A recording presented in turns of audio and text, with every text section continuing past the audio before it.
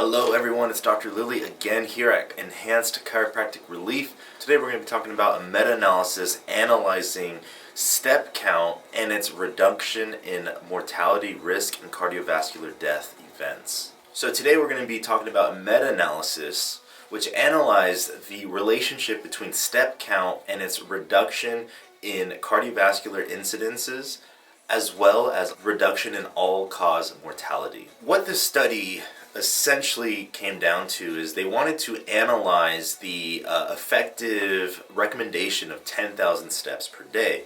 Whether or not 10,000 steps a day is actually true in regards to overall health, but in this specific sense, they've compared that in achieving 10,000 steps per day and its reduction in all-cause mortality as well as cardiovascular events. It was very interesting in the study that they've been able to quantify how many steps in a dose relationship response, and all that basically means they took a certain range, a low range, a medium range, and a high range of steps per day, and essentially compared all three of those in its reduction in all these adverse events. So in this meta-analysis, they found 16 relevant articles, and 12 of those 16 articles provided some statistical analysis of step count and its reduction in all-cause mortality. As well as 5 of those 16 showed how step count reduces cardiovascular events and cardiovascular risks. They had about 130,000 participants that were included in the study, and basically were able to look at that relationship between step count and death, essentially. There's 2 parts to this study. Again, there's step count and its implication and relationship with all-cause mortality. And then the second part is step count and its relationship with cardiovascular events or cardiovascular diseases. Okay, so we're going to split the 2 and we're going to dive into each one and how step count affects each particular one independently. So out of the 12 studies that looked at step count and its implication with reduced all-cause mortality, they found that a 1,000 step increment increase, meaning if you take 1,000 more steps per day, it showed a reduction or at least an association with about a 23% decrease in all-cause mortality. For every 1,000 steps we take, or at least from your baseline, and if you take 1,000 more steps per day on average, or at least you'll have a 23% decreased risk in all-cause mortality. There's this non-linear response that more steps that you take per day on average will lead to better outcomes and thus possibly sustain your life and overall make you live a little bit longer and decrease the chance of dying. The second set of studies, which analyzed step count and its reduction in cardiovascular diseases,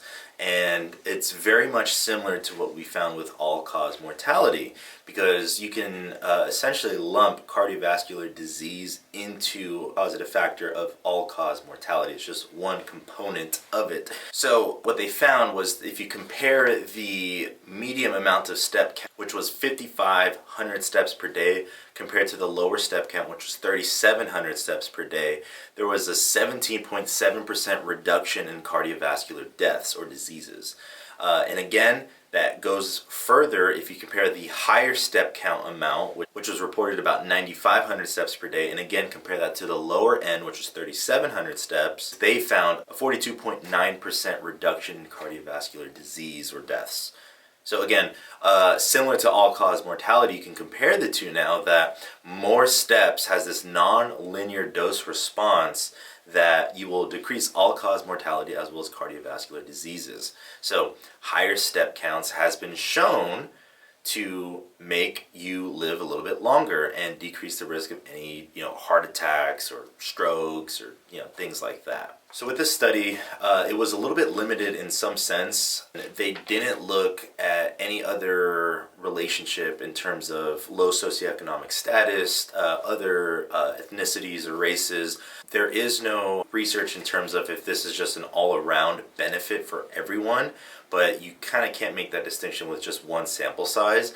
So I feel like with this meta-analysis and future studies, they would need to look at other ethnicities and other races and different levels of socioeconomic status to see if that has any implication on step count.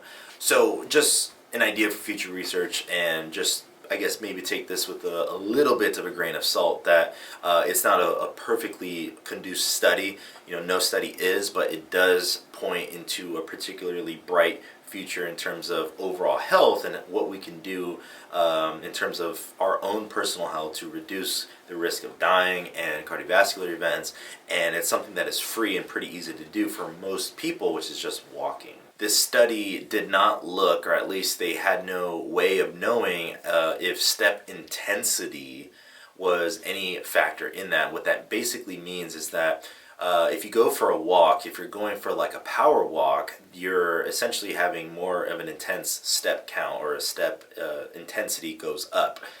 Whereas if you're going for a more casual walk and maybe you're chatting with a friend or a neighbor or whoever, and you're not really focused on walking, you're really just kind of slow, trudging by, if that has any difference with the two. Just in my own opinion, I think that there would be a difference, because if you are on, let's say, like a dedicated walk and you're pushing yourself a little bit more, your heart rate's going to be a little bit more elevated, and that can have a more exercise induced benefit as opposed to a lower intensity in your walk.